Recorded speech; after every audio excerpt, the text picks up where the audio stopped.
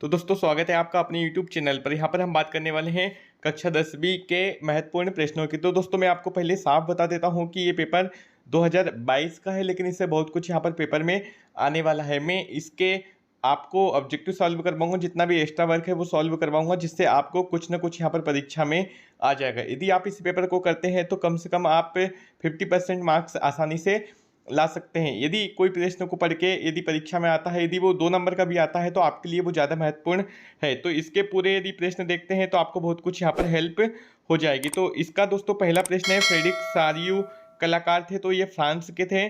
Second, यदि हम इस पे चलते हैं कि प्रथम विश्व युद्ध कब आरंभ हुआ, तो 1914 से लेकर लगभग 1918 तक जो प्रथम विश्व युद्ध है वो चला था। मुंबई में प्रथम कपड़ा मिल कब स्थापित हुई थी? 1854 में। प्रोजेक्ट टाइगर योजना प्रारंभ हुई थी 1973 में।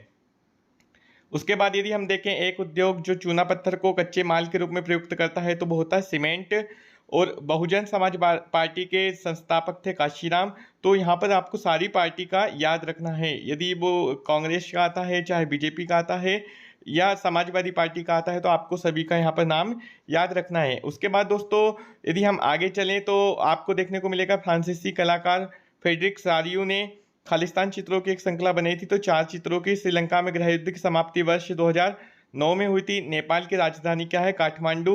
एक प्रजातांत्रिक सरकार जनता के प्रति उत्तरदायी होती है। उसके बाद है सांप्रदायिकता लोकतंत्र के मार्ग का एक मुख्य बाधा है, और भारत में सर्वाधिक साक्षर वाला राज्य है तो वो है केरल। आपको इस बात की जानकारी होनी चाहिए। भारत में खालिस्तान अनुपात में श्रमिक असंगठित क्षेत्र में काम करते हैं, तो उसका आंसर आएगा अधिक। अब यदि हम वही सही जोड़ी की बात करें तो वंदे मातरम का आएगा बंकिम चंद्र चट्टोपाध्याय ने इसे लिखा है। हिंद स्वराज जो है वो महात्मा गांधी का नारा था। गुलामगिरी जो है वो ज्योतिबा फूले हैं। उसके बाद प्रेस कानून की पुनर्समीक्षा, तो ये आएगा आपका गवर्नर जनरल बेंटिंग। भारत में वैश्वीकरण का आएगा आपको 1991 में लागू किया गया था। और ISI होता है औद्योगिक वस्तुओं के लिए एक ट्रेडमार्क होता है। तो आपको इससे अच्छे से कर लेना। यदि आप इंग्लिश मीडियम से हैं तो भी आपको इस पेपर में हेल्प हो जाएगी। औद्योगिक क्रांति सबसे पहले किस देश में आरंभ हुई थी? तो इंग्लैंड में। सुंदरबन राष्ट्रीय उद्यान किस राज्य में स्थित है? तो पश्चिम बंगाल में। बांधों को आधुनिक भारत में के मंदिर किसने कहा था? तो पंडित जवाहरलाल नेहरू ने। उसके बाद दोस्तों यदि हम देखें तो भारत की 2 खाद्यान्न फसलों के नाम लिखिए। तो गेहूं एवं चावल। आपको यहाँ नगद फसल, व्यापारिक फसल, इस प्रकार का भी प्रश्न यहाँ पर आ सकता है। रबी और खरीफ की फसल के नाम भी लिखने को लिए आ सकते हैं, तो इसकी भी आपको तैयारी करनी है। प्रतिरक्षा एवं विदेशी मामलों में कौन सी सूची में शामिल होते हैं? तो संघ सूची। सामाजिक विभाजनों का प्रमुख आधार क्या है? धर्म, जाति, लिंग, क्षेत्रीयता, ये इसके आधार है। भारत में केंद्रीय सरकार की तरफ से करेंसी नोट कौन जारी करता है? तो रिजर्व बैंक ऑफ इंडिया। उसके बाद यदि हम सत्य में देखें तो उत्पत्ति के आधार पर जैव एवं अजैव संसाधन है, तो ये सत्य है। भूमि एक असीमित संसाधन है, यह सत्य है। भूमि की भी एक लिमिटेशन है। एंथ्रोसाइड एक सर्वोच्चतम कोयला है, तो ये आपको सही करना है। इसके जितने भी टाइप है, ब्यूटेनियम और जो भी है, इसके पूरे आपको टाइप्स याद होना चाहिए। बंदरगाह जल एवं थल के मिलन स्थल होते हैं, तो इसे सत्य करना है। यूरोपीय संघ का मुख्यालय ब्रुसेल्स है, तो इसको आपको सत्य करना है। उसके बाद लैंगिक असमानता का आधार स्त्री व पुरुष की जैविक बनावट है, तो इसे असत्य करना है। औद्योगिक उत्पादन से क्या आशय है? तो ऐसा उत्पादन जो फैक्ट्रियों में होता है वो औद्योगिक उत्पादन होता है। इस प्रश्न को आपको अच्छे से लिखना है। उसके बाद यदि हम आगे देखें तो गाथा गीत से क्या आशय है? प्लाटेंट से क्या आशय है? दोनों प्रश्नों को आपको अच्छे से करना है। मृदा अपरदन मोस्ट इंपोर्टेंट क्वेश्चन है। मृदा अपरदन और बांगर खादर में अंतर। बांगर क्या है? तो ये प्रश्न आपको यहाँ पर परीक्षा में आने की पूरी संभावना रहती है। मृदा अपरदन, मृदा अपरदन, मृदा संरक्षण, ये प्रश्न बहुत ज़्यादा परीक्षा में आता है। अभयारण्य किसे कहते हैं? तो ऐसा वन जहाँ पर किसी भी जीव के लिए उसे उसका उत्पादन बढ़ाने के लिए, या हम बोले कि उसकी संख्या बढ़ाने के लिए जहाँ पर उन्हें सुरक्षित रखा जाता है, वो अभयारण्य कहलाता है। उसके बाद यदि हम देखें नगद एवं व्यापारिक फसलों से क्या से है? तो वे फसलें जो सिर्फ व्यापार के लिए बोई जाती है वो होती है नगद फसलें या व्यापार फसलें। जैसे हम गन्ना देख सकते हैं, कपास देख सकते हैं। कपास को कोई भी किसान अपने यूज़ के लिए नहीं बोता है। इसी प्रकार से गन्ने को भी कोई अपने यूज़ के लिए नहीं बोता है। जैसे सोयाबीन होती है, तो इसको हम पर्सनल यूज़ नहीं कर सकते। लेकिन हाँ, गेहूँ जो होता है वो व्यापारिक फसल में नहीं आता है, क्योंकि गेहूँ का हम उत्पादन भी करते हैं और स्वयं भी इसे खाते हैं। तो जूट को सुनहरा रेशा क्यों कहा जाता है? ये प्रश्न आपको करना है। समरूप समाज से क्या आशय है?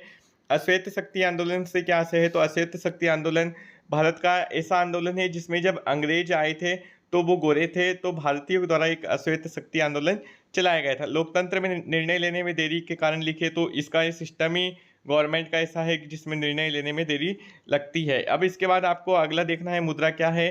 तो मुद्रा एक विनिमय का साधन होता है। ये प्रश्न बहुत ही ज़्यादा इंपॉर्टेंट है। मुद्रा से संबंधित जितने भी प्रश्न है मोस्ट इंपॉर्टेंट प्रश्न है। वैश्वीकरण मोस्ट इंपॉर्टेंट क्वेश्चन है। बहुराष्ट्रीय कंपनियों से क्या सही है, दोनों बहुत ज़्यादा इंपॉर्टेंट क्वेश्चन यहाँ पर निकलने वाले हैं। कालाबाजारी क्या है, सूचना का अधिकार बहुत ही ज़्यादा इंपॉर्टेंट है। ये कुछ क्वेश्चन ऐसे हैं जो हर साल रिपीट होते ही हैं, तो इनको आपको अच्छे से कर लेना है। तो सूचना का अधिकार एक होता है राइट टू इन्फॉर्मेशन, जिसके अंतर्गत हम किसी भी शासकीय या अर्धशासकीय विभाग में जो पब्लिकली जो स्पॉट होते हैं वहाँ पर हम एक लेटर के माध्यम से या सूचना दे करके अपने जो अधिकार है वहाँ की पूरी जानकारी हम ले सकते हैं। ये सूचना का अधिकार होता है। उसके बाद हम देखें तो स्टेपलर्स, फुलर्स और कार्डिंग, ये आपको इम्पोर्टेंट क्वेश्चन है। हम खनिजों के संरक्षण की क्यों आवश्यकता है, तो संरक्षण की आवश्यकता इसलिए है क्योंकि ये संरक्षित नहीं रहेंगे तो आने वाले समय के लिए खत्म हो जाएंगे, जैसे कोयला खत्म होते जा रहा है। इसी प्रकार से जितने भी खनिज है, पेट्रोल है, डीजल है, ये सब चीज़ें खत्म होती जाएगी। आधारभूत उद्योग से क्या आशय है, तो आधारभूत उद्योग वो उद्योग होते हैं जिनमें मशीनरी आती है।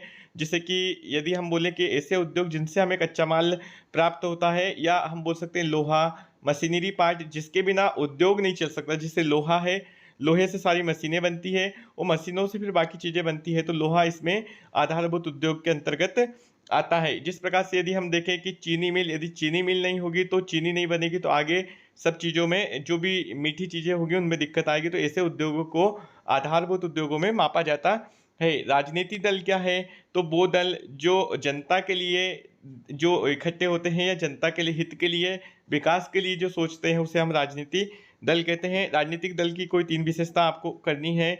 उसके बाद दिए गए भारत में आपको मानचित्र पहले अच्छे से समझना है। तो ये कुछ इंपॉर्टेंट मानचित्र है जो परीक्षा में आते हैं, तो इन्हें आपको कर लेना है। अब असहयोग आंदोलन के कोई 4 कारण लिखिए, तो आपको आर्थिक कारण, विश्व युद्ध, उसके बाद जो तानाशाही है, ये सारे कारण आपको यहाँ पर लिख देना है। और ये मोस्ट इंपॉर्टेंट दोनों प्रश्न हैं। ये दोनों प्रश्न को आप ऐसा मत सोचिए कि 2022 में आए तो 23 में नहीं आएंगे। मैंने आपको कुछ इंपॉर्टेंट क्वेश्चन जो बताए हैं वो हर बार रिपीट होते ही हैं। लोकतंत्र की सफलता में बाधक किन्हीं 4 तत्वों को, तो आतंकवाद और ये ऐसी चीज़ें आप इसमें लिख सकते हैं।